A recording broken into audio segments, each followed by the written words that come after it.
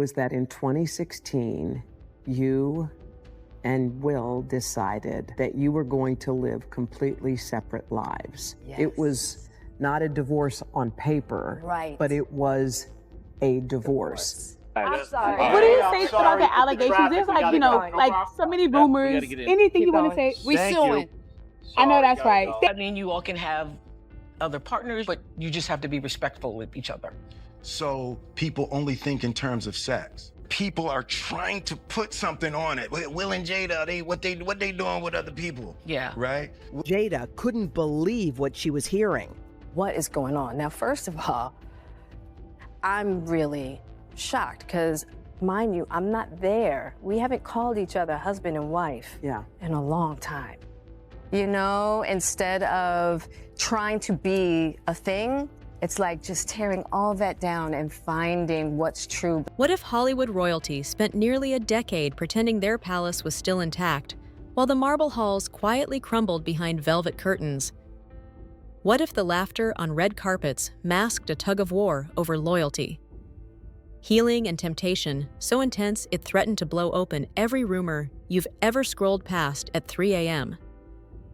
Tonight, we're slipping past that velvet rope and into the dimly lit back rooms, where Will Smith, Jada Pinkett Smith, and music mogul Sean Diddy Combs collided in ways that rewrote the rules of love power and privacy. It starts not with a scandalous slap or a viral entanglement, but with a single confession whispered to a daytime TV host. Jada telling Hoda Kotb that she and Will called it quits quietly. No paperwork in 2016. One sentence detonated 6 years of secrecy, and suddenly every late-night comic gossip blog and comment warrior demanded to know, wait, so what else have they been hiding?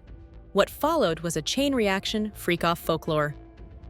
Open marriage debates, near-divorce heartbreak, and an Oscar moment that froze the world in shock. Yet even after the Academy's decade-long ban after social media storms that turned lovers into memes and mentors into villains, Will and Jada insist theirs is still a life partnership. They refuse to sign the papers. They refuse to stay silent. And somehow, they refuse to break, at least not publicly. How did they get here? Why is Diddy's name tangled in their headlines? And what drove Jada to the edge of Mulholland Drive, convinced that ending it all was the only way out, until a South American brew called ayahuasca ripped the veil off her depression? Buckle in each minute of this story, tosses a new log onto a fire that's already licking the Hollywood hills.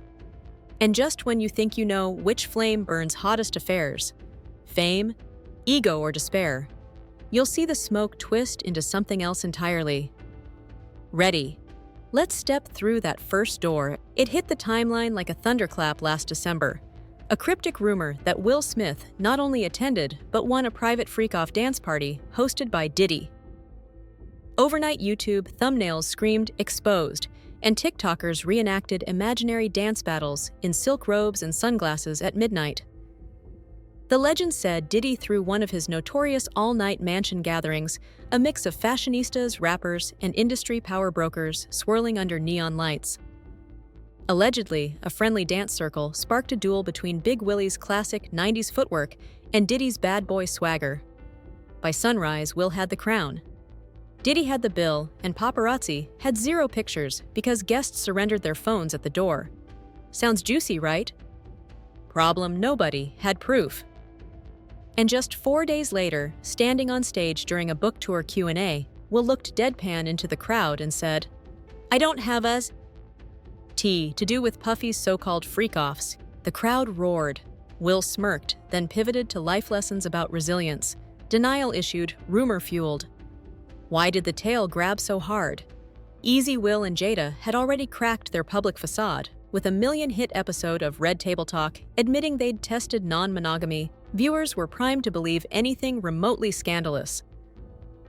And Diddy, long dogged by whispers of covert anything-goes parties, was the perfect accelerant. Where there's smoke, well, the internet loves fire. Behind the curtain, insiders whispered that Will and Diddy's friendship dates back to late 90s recording sessions. Both men juggled music and acting. Both commanded cross-genre celebrity circles, and both thrived on being the loudest energy in the room.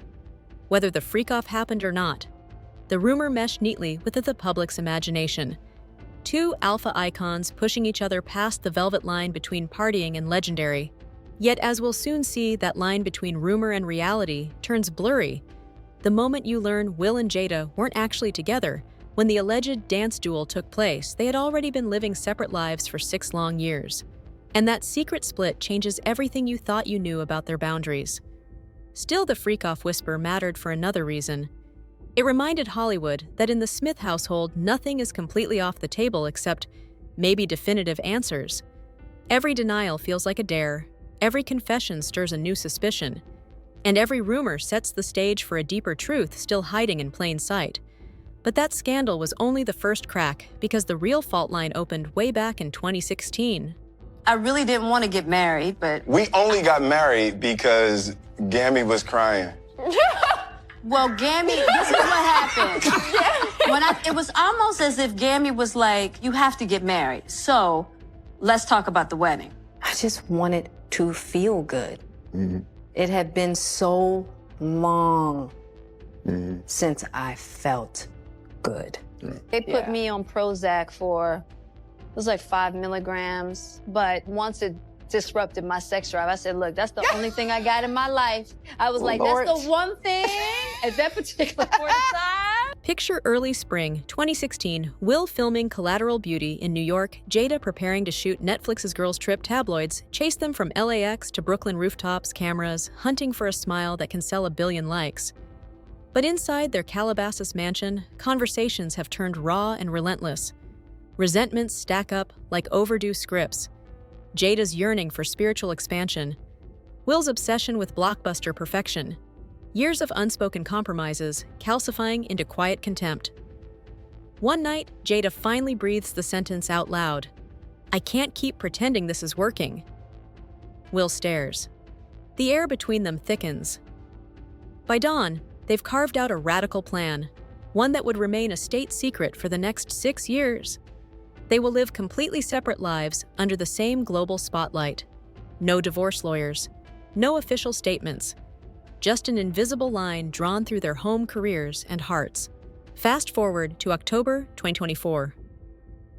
Jada sits across from Hoda Kotb on NBC's primetime couch, sun-yellow suit blazing under studio lights.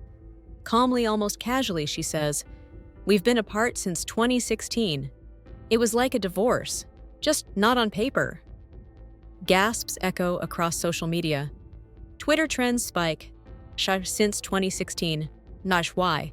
Hide it. The reasons stack higher than Hollywood Hills brand optics, shared businesses, kid-centric red carpet PR, and a movie slate worth hundreds of millions. They feared a public split could collapse everything they'd built. So they staged a love story whenever cameras clicked, but backstage they navigated new rules. Will hustled film sets worldwide.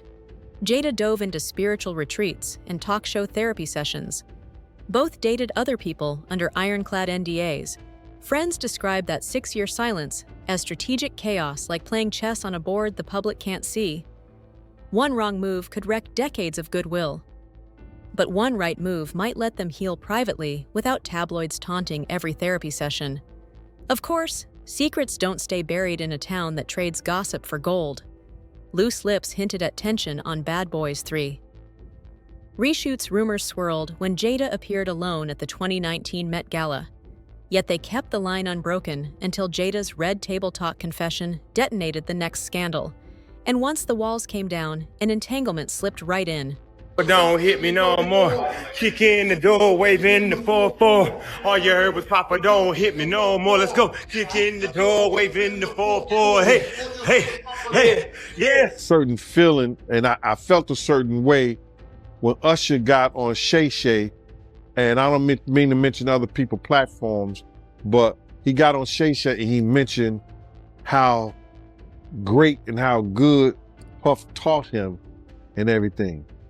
You know what I'm saying? About the business, right? I know, and people know, that was around that in that time that Puff and Usher did have a situation.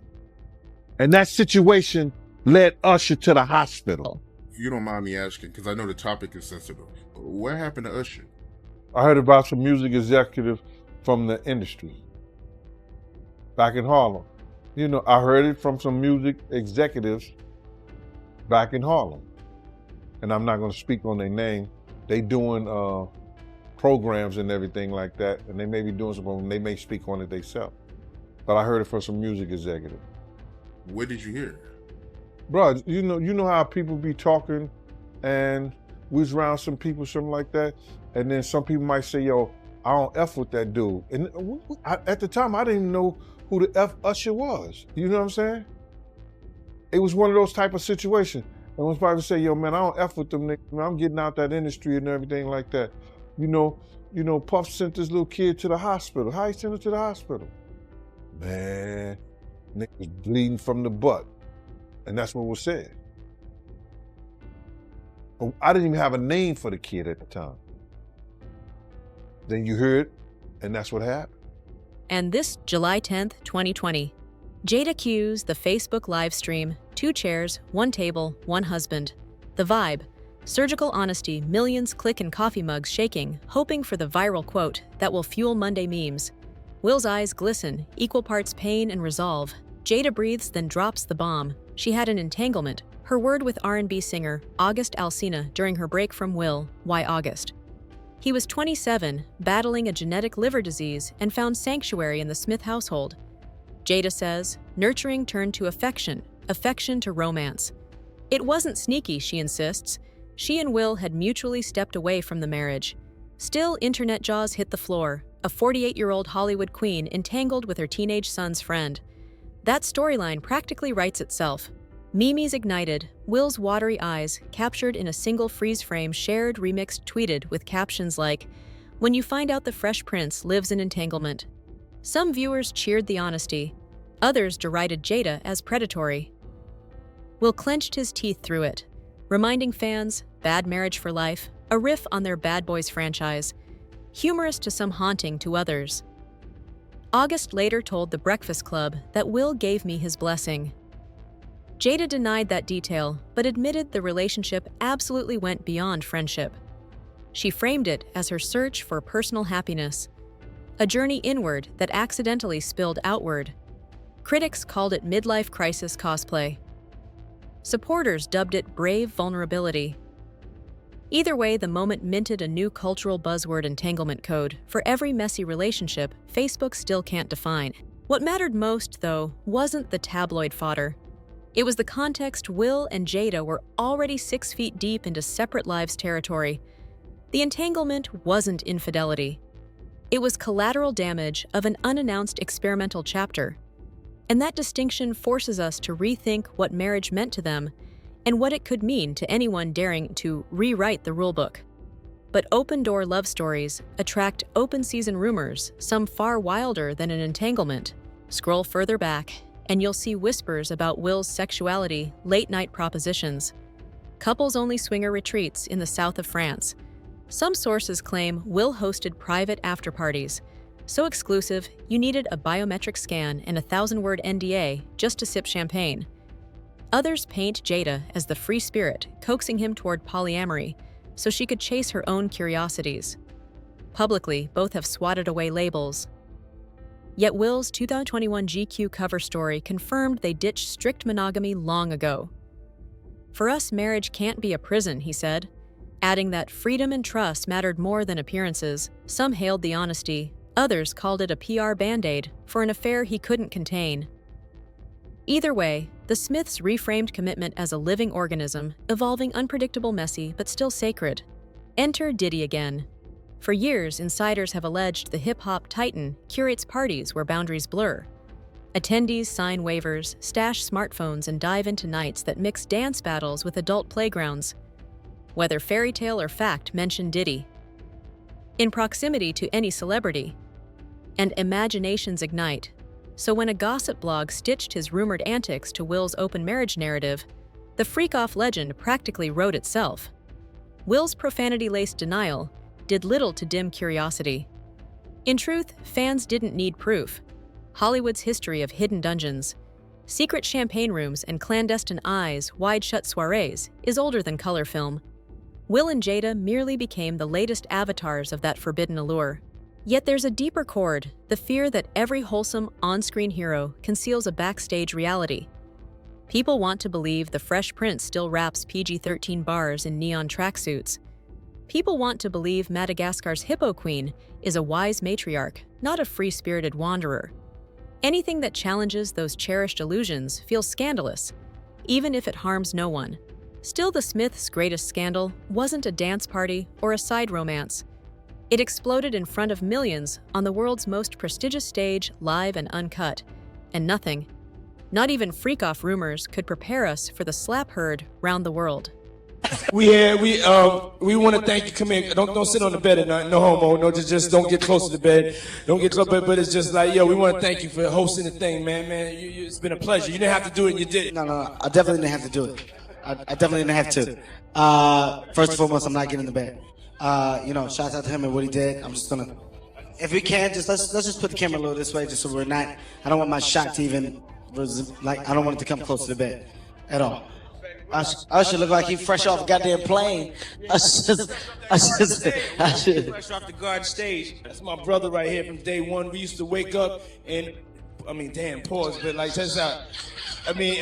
Back in the days when he was like 10 and I was a little bit older, his older brother, we used to fight over the Frosted Flakes. You know what I'm saying? Before pause was invented. You know what I'm saying? But it's my brother for real. We used to actually wrestle off of the Frosted Flakes because he used to always get up early with me. Now he's one of the richest stars in the world. And what the f did Puff just say? Nobody's going to acknowledge this with me. Puff just said we used to wrestle over the Frosted Flakes, and we're streaming live. That was stupid. Listen, that was fucking stupid. Listen. We're having a good time. March 27, 2022. The Dolby Theater is a glittering prism of gowns and tuxedos. Chris Rock strolls on stage, mic in hand, riffing with trademark edge. He spots Jada's shaved head shining under spotlights, the result of alopecia and jokes. Jada: I love you, G. Jane too. Can't wait to see it. The audience chuckles. Then Will stands. Calm at first, then something primal flickers behind his eyes. He strides across the stage and delivers an open palm strike that echoes louder than any orchestra cue. Gasps, silence, The Rock's stunned quip. Will Smith just slapped the shit out of me. Broadcast control can't bleep fast enough. Viewers worldwide freeze mid-chip bites. In 30 seconds, Hollywood's golden boy morphs into a lightning rod for debate, chivalry or assault, trauma or ego. The Academy scrambles. Twitter combusts. Back in their seats, Jada's face betrays shock. Will's jaw pulses. Hours later, he wins Best Actor for King Richard, a career pinnacle now shackled to a single violent moment. Apology statements follow a tearful Instagram video. A resignation from the Academy, and a historic 10-year Oscar ban. But here's the twist almost everyone missed. Jada and Will weren't actually a married couple that night. Legally, yes. Emotionally, no. They'd lived apart for 6 years. Jada later told people she thought the slap was a skit, until Will's face revealed it wasn't. She was an ex-partner watching an ex-partner defend her, as if the timeline never fractured. Insiders claim producers urged Will to stay worried that escorting a nominee out might trigger on-stage mayhem. Some staffers begged Rock to file charges. He refused, joking later that he took that hit like Manny Pacquiao. Meanwhile, the world argued, was Will protecting a black woman from mockery or projecting unresolved guilt over their broken vows, or both? Months later, Will told Trevor Noah that rage from childhood abuse bubbled up in that second, colliding with years of pent-up humiliation. Headlines couldn't see. Jada called for healing between the two men, while quietly nursing her own embarrassment at being the accidental catalyst. And so the slap crystallized a strange truth. Even separated their lives remained fused. One man's impulse instantly rewrote both their legacies, proving you can't simply declare independence from a romance the public helped write. Public fury cooled, but inside Jada's head, a darker battle was raging, details vague. I moved to New York City, and I lived with Sean Puffy Combs for a year. That's the crazy thing. Now, that was L.A. Reid's idea, right? We're sending you New over York to something City. called Puffy Flavor Camp. There you go. To learn Flavor Camp. Yeah, Flavor that's what it Camp. was called. And you're going to go to Puff Daddy's. He's going In the 90s, do you understand what that's like? Puffy's place was like just filled with chicks and orgying like nonstop, right? No, not really. I Come mean, on. but hey, it was curious. I got a chance to see some things. Yeah, but you were 13. What were you seeing? I went there to see the lifestyle. Right. And I saw it. And it was but I don't know if I could indulge and understand what I was even looking at. It was pretty wild. So nobody tried to, some woman didn't come along. I didn't say that. Okay. I didn't say that. What I did say is that there were very curious things taking place. Uh-huh. And I didn't necessarily understand it. Uh-huh. Biggie Smalls was there. Biggie Smalls was there. Lil' Kim, Craig Mack. All these people are hanging around. Yeah, man. Faith Evans. And your parents Jodeci, were Mary okay? J. Blige. They didn't know nothing about this shit. Oh. I was having a good time. You know what I mean? Does he have you doing any chores? Are you doing dishes at all? I mean, to keep you humble somewhat? Or are you just like, can you stay up till 4 a.m. with them and party? I mean, I could. I actually stayed up longer than them. And do you have money? What's going on? I mean, I had like per diem. Yeah. I had like, What like a living. life. Yeah, it's pretty crazy. 14 years old. You're a dad now. Would you ever send your kid to Puffy Camp? Hell no. Making conspiracy? Diddy had been trying to get to Bieber for a minute. And his management was backing him off. But it wasn't until Usher took over management and had guardianship and gave temporary guardianship to the diddler for 48 hours. Think about that. He had already been to the hospital. That situation that Gene was talking about. And you still took Bieber there. But you got custody of him first. Diddy had already tried. They wouldn't let him. Actually, someone made reference to the fact that Diddy trying to get at Bieber the way he was trying to get at Bieber was looking a little predatory. And then Usher came in and discovered it and managed him and got custody of him and promised to look after him. And then he sent him to the diddler. Does that sound like a good guy? It's horrible. It's horrible. Does that sound like a good guy? Now that we know what Diddy's really like. They're not seeing what the intentions was in his heart when he took Justin Bieber there. Oh. Let's be honest. He took Justin Bieber there. The Gift, describing the young artist as beautiful. I was flown out to Atlanta by a manager. His name's Scooter Braun. Flown out to Atlanta just to meet with him and meet different producers and different people. I was actually going to meet Jermaine Dupri at his studio. And who rolls up? Usher in his Range Rover. It rolls up, and I was like, "Is that who I think it is?" And Scooter was like, "Yeah." And so I ran up to him and I was like, Usher, I love your songs. You want me to sing you one?" And he was like, "Let's just go inside, little buddy. It's cold out." So the politest possible way he could say no, he did. And I was like, wow, he just turned me down. And I was a little disappointed. He had to go into a studio session, so I was like, whatever. And a week later, he actually watched my videos with my manager and was like, oh my gosh, why didn't I let him sing? So flew me back to Atlanta where I got to meet him again. And he wanted to sign me. But there was something else. Justin Timberlake, right? Yes, Justin Timberlake also wanted to sign me. It was what happened was Justin Timberlake and Usher both went into a ring and boxed it out. And the outcome was Usher. I think it was a TKO. Bieber, who shot to global fame long before the slap or the entanglement or the freak-off sound bites, Jada wrestled with a shadow no paparazzi flash can capture. In her early 40s, despite wealth, fame, and family, she teetered on the edge of offing herself. The plan was disturbingly meticulous. Drive her SUV off a cliff on Mulholland Drive. Let gravity score the final chapter. Frame it as a tragic accident. Why decades of depression, she later admitted. Pressure from Hollywood's beauty machine. Guilt over mistakes. and the sneaking belief that everyone she loved might be better off without me, as she confessed to Red Table viewers years later. Prozac dulled the pain, but also her libido. The only thing I had left, she joked grimly, so she ditched meds and sought something radical. Enter ayahuasca, the Amazonian brew that sends drinkers rocketing through psychedelic realms. Jada traveled to a private retreat, swallowed the bitter tea, and faced visions of childhood trauma and cosmic forgiveness. She described the experience as a veil lifting. I could finally see myself without judgment. Many mental health experts caution against unsupervised psychedelic journeys, but Jada credits it with saving her life, replacing suicidal scripts with a quest for inner peace. Her revelation incited mixed reactions. Some fans applauded her transparency. Others slammed it as Hollywood woo-woo glamorizing illegal substances, yet nobody could deny the raw candor. Jada didn't just pull skeletons from the closet. She dissected them on live TV, daring the world to stare back. This relentless honesty became both her shield and her lightning rod. It insulated her from the shame that secrecy breeds, but it also fed critics who claim she overshares for clout. Still in a culture where perfection selfies dominate, Jada's messy truths resonate with people battling their own unfiltered demons. So after near breakups, public slaps, and private psychedelics, why are they still legally married?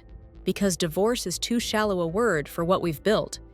That's how Jada summed it up on her book tour last fall. To them, a marriage license was only ever a symbol. What matters is their life partnership, a bond forged through parenting, filmmaking, philanthropy, and yes, public chaos. They still celebrate birthdays together, brainstorm Westbrook Studios scripts, and FaceTime nightly. When one is overseas. According to insiders, they maintain a shared calendar for kids' milestones and family dinners. Financial advisors begged them to finalize legal separation for tax relief. They declined, unwilling to fracture their estate into competing empires. Critics scoff, calling it brand preservation. Supporters hail it as revolutionary maturity. Two souls prioritizing family above pride, Will likes to quote Rumi. Out beyond ideas of wrongdoing and right-doing. There is a field, I'll meet you there. Jada calls their bond one of the most sophisticated friendships on Earth. Of course, friendship sits uneasily beside whispers of open flings and freak-offs. But maybe that's the point, they refuse binary labels. They revel in contradiction, public yet private, broken yet unbreakable. Interestingly, Hollywood insiders note their non-divorce stance protects upcoming deals. Streaming giants prefer the optics of unity, advertisers shy from messy marital splits. In a town where image drives income, life partnership proves profitable. Cynical, perhaps. But if money and healing align, why pick just one? The bigger lesson may be philosophical: love evolves. Rules written in 1997, the year they wed in a Gothic Baltimore castle, under Jada's reluctant glare, can't possibly fit 2025's expanded consciousness. Maybe the courage isn't in staying or leaving, but in reinventing how you stay, which leaves one final, unsettling question hanging over Hollywood. Strip away red carpets, mansions, and million-dollar Netflix deals, and you're left with two humans confronting the same riddle we all face. How do you love someone without losing yourself? Will Smith and Jada Pinkett. Smith chose transparency, messy, polarizing, sometimes embarrassing transparency as their answer. By breaking every conventional rule, they built a rulebook all their own. Some see only chaos, a man who slapped another man on global television, a woman who rebranded adultery as entanglement, rumors of off-camera orgies, and psychedelic confessions that sound like a Yellow Jackets subplot. Yet look closer, and you'll also see resilience. Two artists refusing to let public opinion define them. Two parents determined to keep family at the center of every reinvention. Their saga forces us to confront our own double standards. We demand authenticity, then recoil when it arrives. Unfiltered, we cheer vulnerability until it rattles our comfort zones. We preach mental health openness, yet whisper too much information when someone names the cliff where they almost ended it all. Maybe that's why their story sticks. It's a mirror, glamorous, fractured, sometimes distorted, but still reflecting truths we'd rather crop out of our selfies. The truth is that love is fluid, that heroes make mistakes, that healing can come from therapy or a jungle brew, that privacy is nearly impossible. Once fame rings the dinner bell, and that dignity sometimes survives only by bulldozing tradition. So here's the question the Smiths leave simmering in Hollywood's collective subconscious. If transparency is the new currency, how much are you willing to spend? Would you sacrifice your spotless image to keep a life partnership intact? Would you risk global mockery to own your mistakes before TMZ does? Or would you bury the mess sign the papers and let tabloids write the ending for you? Drop your take in the comments. Respectful, raw, or rebellious? Let's spark the conversation they've been daring us to have for years.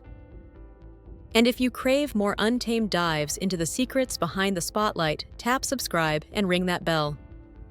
Because next week, we'll peel back another velvet curtain, and what hides there might just eclipse everything you thought you knew about Hollywood's brightest stars.